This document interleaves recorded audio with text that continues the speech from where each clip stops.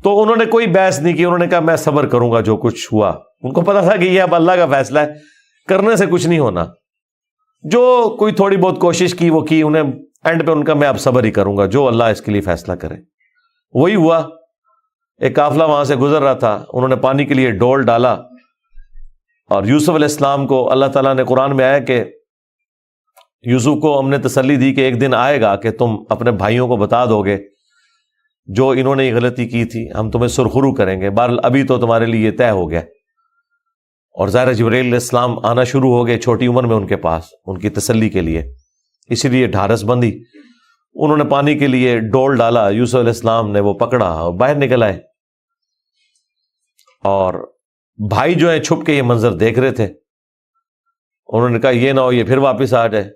انہوں نے چند ٹکوں کے عوض، چند دراہم کے عوض بیچ دیا. کہا یہ ہمارا غلام تھا، تو بھاگ کے آئے، یہ ہمارا غلام ہے، اور جان چھڑائی اس طریقے سے. یوسف علیہ السلام بھی چپ کر کے چلے گئے. انہیں پتا تھا کہ میرے لیے فیصلہ ہو چکا ہے. اور کس تکلیف سے وہ مصر تک پہنچے، اور وہاں پہ غلاموں کا بازار لگتا تھا وہاں بیچنے کے لیے، عبرانی غلام، اور پڑھنا لکھنا بھی جانتے تھے، ذہین بہت تھے. تو عزیز مصر وہاں سے گزر رہا تھا. یعنی آپ سمجھ لیں بادشاہ کے بعد جو سیکنڈ پوسٹ ہوتی ہے. اس نے دیکھا کہ یہ تو شکل ہی غلاموں والی نہیں ہے، یہ کوئی ایکسٹرا آرڈنری بندہ ہے. اس نے خرید لیا اور لا کے اپنی بیوی سے کہا کہ یہ میں خرید کے لایا ہوں، اولاد تو ہماری کوئی نہیں، ہو سکتا ہے ہم اسے ہی اپنا بچہ بنا لیں. اور یوں یوسف علیہ السلام کہاں دور دراز کے شام کے علاقے جو سویلائزڈ بھی نہیں تھا، بھیڑ بکریاں چرانے والے بدو لوگوں میں سے اٹھ کے اس وقت کی سب سے سویلائزڈ حکومت مصر کی، فرعونوں کی حکومت. آج تک آپ یہ اہرام مصر، گیزا کے جو ہے پیرامڈز یہ دیکھ رہے ہیں، یہ ان لوگوں نے تعمیر کیے ہوئے ہیں. وہاں پہنچ کے اور قرآن کے الفاظ ہیں کہ ہم نے یوں اس کے لیے معاملہ آسان کر دیا کہ وہ عزیز مصر کی تربیت میں رہے اور علم حاصل کرے. ظاہر ہے کہ وہ کتنی بڑی بڑی میٹنگز ہوتی ہوں گی جس میں میٹنگ کا ارینجمنٹ کرنا، کھانے پینے کا ارینجمنٹ کرنا، اور ایک خادم کی حیثیت سے باتیں بھی سنتے ہوں گے. یوں اللہ تعالیٰ نے ان کی لرننگ کروائی، اور یوں وہ جوانی کی عمر کو پہنچ گئے. اب عزیز مصر کی جو بیوی تھی، ظاہر ہے کہ وہ ادھر کا جو ماحول تھا ایک بے حیائی کا، اس کا وہ شکار تھی. وہ صرف وہ نہیں تھی، باقی عورتیں بھی تھیں. اس کی قسمت مری ہوئی تھی اس اعتبار سے کہ آزمائش سب سے پہلے اس پہ پڑی. یوسف علیہ السلام کو اللہ تعالیٰ نے حسن دیا ہوا تھا، تو وہ ان پہ فریفتہ ہو گئی، اور اس نے کوشش کی کہ انہیں برائی پر آمادہ کرے. دروازے بند کر دیے، قرآن کے الفاظ ہیں، برائی کی طرف بلایا. پہلے بلایا تو کسی اور کام سے تھا، اور اللہ تعالیٰ نے قرآن میں کہا کہ اس عورت نے یوسف کا قصد کیا، یوسف بھی قصد کر لیتا اگر اپنے رب کی نشانی نہ دیکھ لیتا، برہان. اور وہ نشانی قرآن میں نقل نہیں ہوئی، اسرائیلی روایتوں میں ملتا ہے کہ ان کو ان کے والد یعقوب علیہ السلام کی شبیہ دکھائی گئی، جو کہ یوں انگلی سے اشارہ کر رہے تھے کہ بیٹا یہ کام نہیں کرنا، اس طرف نہیں آنا. تو وہ بچ کے، ظاہر ہے اللہ نے فرمایا کہ یہ ہمارے مخلص بندے تھے، یعنی مخلص چنے ہوئے. ایک لفظ ہے مخلص جو اخلاص شو کرتا ہے. ہم مخلص ہونے کی کوشش کرتے ہیں، لیکن مخلص پیغمبر ہوتے ہیں جنہیں اللہ اپنے لیے خالص کر لیتا ہے. اللہ نے کہا ہم نے بچایا، یعنی انبیاء بھی جو بچتے ہیں نا برائیوں سے، وہ اللہ کی مدد کی وجہ سے. بہرحال اس تکلیف سے وہ گزرے. خبر لیک ہو گئی، کیونکہ جب اس نے قصد کیا تو یوسف علیہ السلام بھاگے. اللہ تعالیٰ نے معجزانہ طور پر وہ دروازے کھول دیے، اور یہ سین جس طریقے سے انہوں نے فلمایا ہے پہنچا دیا جی انہوں نے اس جگہ پہ، اس فلم کے اندر ایران والوں نے. بہرحال قرآن کے الفاظ ہیں جب وہ دروازے کے اوپر پہنچے تو وہاں سے عزیز مصر آ گیا، اور پیچھے عورت بھی ہے تو اسے بھی شک پڑ گیا. وہاں پہ کوئی سیانہ بندہ تھا جس نے کہا کہ یہ دیکھو کہ اگر یوسف کی قمیض آگے سے پھٹی ہوئی ہے تو یوسف جو ہے وہ مجرم ہے، اور اگر یہ پیچھے سے پھٹی ہوئی ہے تو پھر وہ عورت مجرم ہے، کیونکہ یوسف علیہ السلام بھاگے تھے، اس نے پیچھے دوڑ لگائی ان کو پکڑنے کے لیے، تو پیچھے سے قمیض پھٹی ہوئی تھی اور وہ پیچھے سے پھٹی نکلی۔ ایران والوں نے فلم میں یہ فلمایا کہ وہ ایک شیرخوار بچہ بول اٹھا، لیکن یہ دور کی بات ہے۔ اگر یہ واقعہ ہوا ہوتا تو سارے کے سارے یوسف علیہ السلام کو اسی وقت نہ مان لیتے کہ یہ تو کوئی عام انسان نہیں ہے۔ مجھے لگتا ہے کوئی سمجھدار آدمی تھا جس نے مشورہ دیا، اور یہ لاجیکل بھی تھا۔ تو عزیز مصر کو پتہ چل گیا کہ اس عورت کی چال ہے، پھر بھی وہ باز نہیں آئی۔ جب اس کی خبر لیک ہوئی تو اس نے کہا میری تو دم کٹ گئی ہے، میں اب ساری عورتوں کی دم کٹواؤں گی۔ اس نے وہ جتنی بڑے اشرافیہ وہاں مصر کا تھا ان ساری عورتوں کو دعوت پہ بلایا، اور سب کے ہاتھ میں ایک ایک چھری دے دی، قرآن کے الفاظ ہیں، اور ایک ایک سیب دیا، اور یوسف علیہ السلام کو کہا کہ ان عورتوں کے سامنے آؤ۔ تو قرآن کے الفاظ ہیں کہ جب یوسف علیہ السلام ان کے سامنے آئے تو عورتوں نے بے خیالی میں وہ کاٹتے ہوئے سیب کو اپنی انگلیاں بھی کاٹ لی۔ کاٹنے سے مراد یہ نہیں کہ وہ کٹ کے علیحدہ ہوگی، مراد یہ کہ اس پہ تھوڑا بہت زخم آیا، یہ اتنا نہیں ہے کہ وہ انگلیاں ٹوٹ ٹوٹ کے کوئی علیحدہ ہو گئی تھی، یا کوئی ساری عورتوں نے یہ سب کچھ کر لیا۔ ڈاکٹر سرار صاحب نے اس کی اچھی توجہ بیان کی ہے کہ ہو سکتا ہے کہ کسی عورت کی انگلی زخمی ہو، اور یوسف علیہ السلام جو کہ غلام تھے وہ اس کی طرف متوجہ ہوں کہ میں اس کو پٹی کر دوں یا اس کے لیے کچھ ارینجمنٹ کروں، تو باقی عورتوں نے یوسف علیہ السلام کو اپنی طرف اٹریکٹ کرنے کے لیے جان بوجھ کے خود ہی اپنی انگلی کاٹی ہو کے تاکہ وہ متوجہ ہوں۔ کوئی بہرحال اس طرح کا سلسلہ ہوا ایک ایکسٹرا آرڈنری۔ اور جب یہ حالت ہوئی تو اس نے پھر کہا کہ ہاں یہ تھا جس کے لیے تم مجھے بات کر رہی تھی، تم لوگ بھی تو اس میں گرفتار ہو گئے۔ اور پھر اس کی ڈٹائی ہے، اس نے کہا کہ میں اسے برائی کی طرف بلا رہی ہوں، اگر اس نے یہ میری بات نہ مانی تو میں اسے جیل میں ڈلوا دوں گی۔ تو یوسف علیہ السلام نے دعا کی کہ یا اللہ مجھے جیل قبول ہے اس برائی کے عوض، کہ میں تیرا مجرم بنوں۔ دیکھیں کوئی گناہ بھی نہیں کیا، برائی سے بچے ہیں، ہم ہوں تو ہم کہ ہمیں انعام ملے، وہ کہہ رہے ہیں مجھے انعام میں جیل مل جائے کہ میں ان کے شر سے بچ جاؤں۔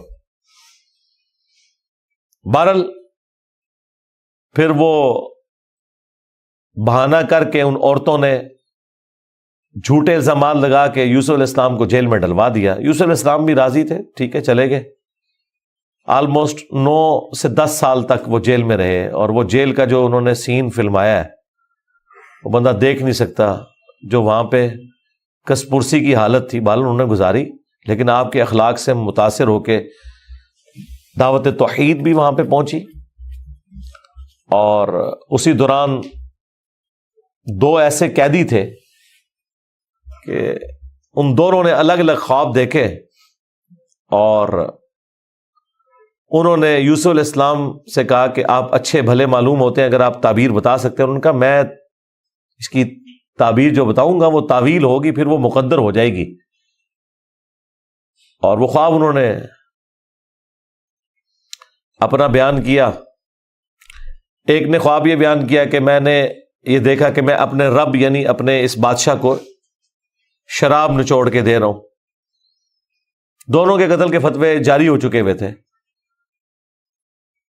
تو یوسف علیہ السلام نے اسے کہا کہ تم عنقریب چھوٹ جاؤ گے۔ دوسرے نے دیکھا کہ میرے سر کے اوپر روٹیوں کا ایک ٹوکرا ہے اور اس سے جانور پرندے کھا رہے ہیں، تو ان کا تم سولی دیے جاؤ گے اور تمہاری لاش سے جانور کھائیں گے۔ اور وہی ہوا۔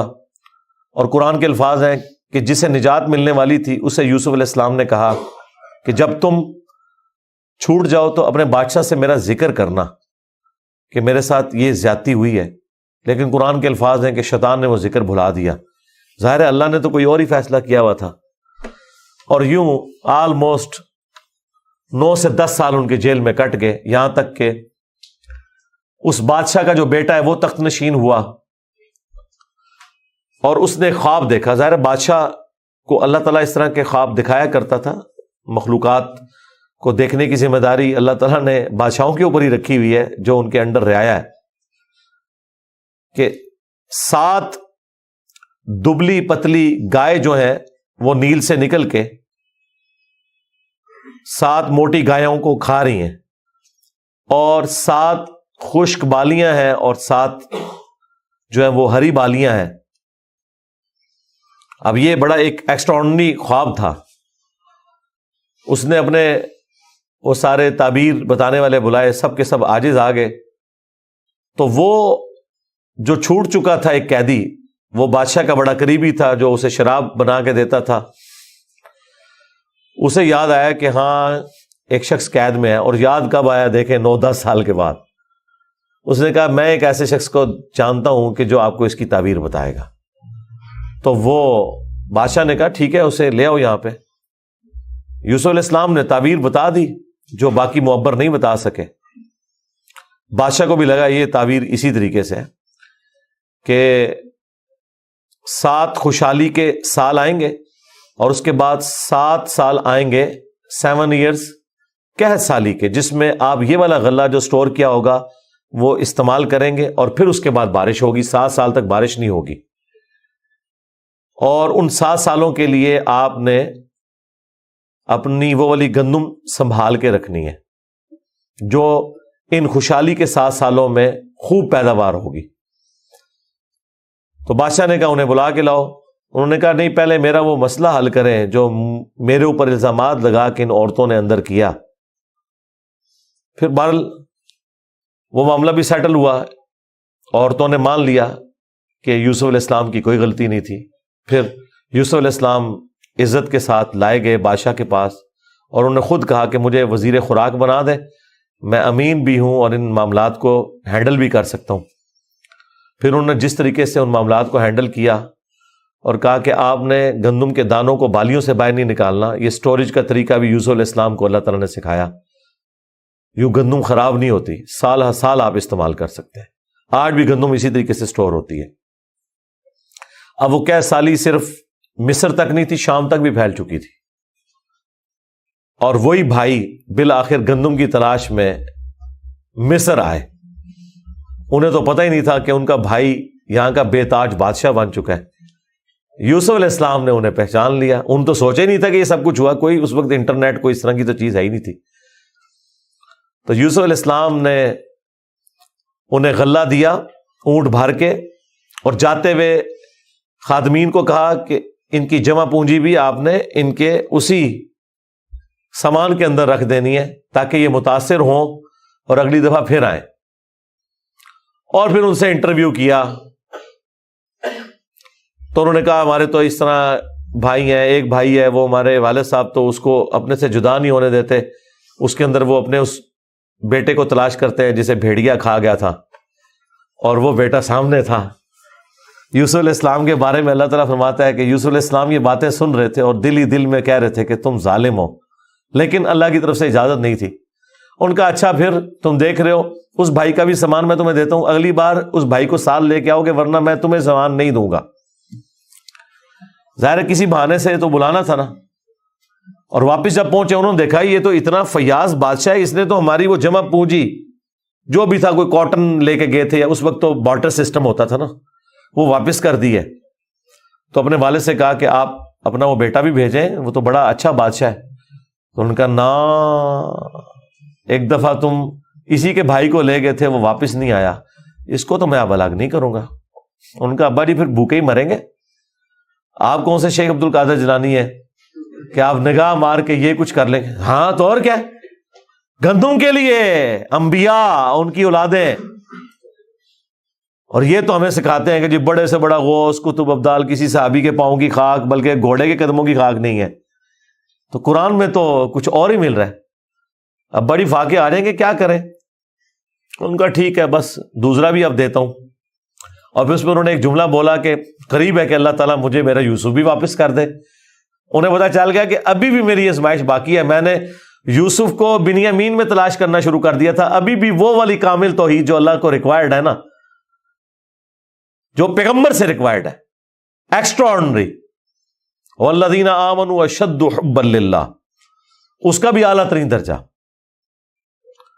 تو انہوں نے کہا بہرحال مجھ سے پکا عہد کرو کہ اس بھائی کو واپس لے کے آؤ گے یہاں تک کہ سارے قتل ہو جاؤ، پھر تو معافی ہے، ادروائز تم لوگ زندہ واپس آئے اور اس کو نہ لائے میں تمہیں معاف نہیں کروں گا. ان کا جی ابا جی عہد کرتے ہیں جی، میں فکر ہو جائیں آپ، ایسے ہی ہوگا. لے گئے. اب وہاں تو یوسف علیہ السلام نے پلان کیا تھا. جاتے ہی انہوں نے بنیامین کو تو اپنے پاس بلا کے کہا کہ میں تیرا وہ گمشدہ بھائی یوسف ہوں، بلکہ ان کی نظر میں تو وہ سمجھ لیں فوت ہی ہو چکے تھے، اور کہا کہ اپنے بھائیوں کا نہیں بتانا تم نے، میں ایک طریقے سے تمہیں یہاں روکوں گا کیونکہ بادشاہ کے قانون میں تمہیں روک نہیں سکتا۔ تو اس کے لیے قرآن میں الفاظ ہیں کذالک کدنا لی یوسف، ہم نے یوسف کو یہ تدبیر سکھائی تھی، ایک ہیلا سکھایا کہ وہ بادشاہ کا ایک قیمتی پیالہ تھا جو بنیامین کے سامان میں انہوں نے واپسی پہ رکھوا دیا، اور جب وہ واپس جانے لگے تو پیچھے سے آواز لگائی گئی قافلے والوں تم چور ہو۔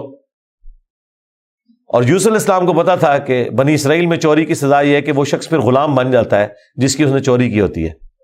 ان کا بتاؤ اگر کوئی چور نکلا، ان کا جی جس کے سامان میں نکلا وہ آپ رکھیں اس بندے کو۔ تو انہوں نے مختلف جگہ سے شروع کیا، بنیامین سے سٹارٹ نہیں کیا ورنہ تو پلان ڈسکلوز ہو جاتا، الٹیمیٹلی بنیامین کے سامان میں سے نکلا۔ تو انہوں نے کہا ہاں اس کا بھائی بھی اسی طرح چور تھا، اندازہ کریں ہر جگہ وہ ٹھونگ مارتے سن نال نال۔ تو اچھا یہ پھر ایران والوں نے اس فلم میں کھولا ہے کہ وہ کس چوری کی طرف اشارہ کر رہے تھے۔ وہ یوسف علیہ السلام سے ان کی پھوپھی بڑی محبت کرتی تھی، وہ لے گئی تھی اور وہ ان کو اپنے پاس رکھنا چاہتی تھی، تو انہوں نے کہا کہ میرا فلاں قیمتی کپڑا جو ہے وہ چوری ہو گیا ہے، حالانکہ وہ چوری نہیں ہوا تھا، اور وہ یوسف علیہ السلام کے سامان سے انہوں نے ریٹریو کیا، اور اس کے بدلے میں یعقوب علیہ السلام کو کچھ عرصہ اپنے اس بیٹے کو اپنی بہن کے پاس چھوڑنا پڑا۔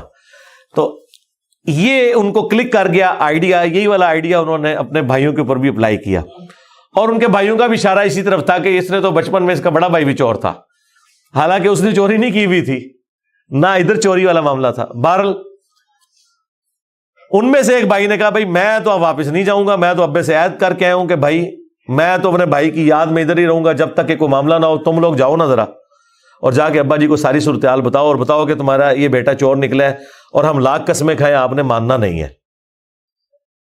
تو وہ چلے گئے واپس۔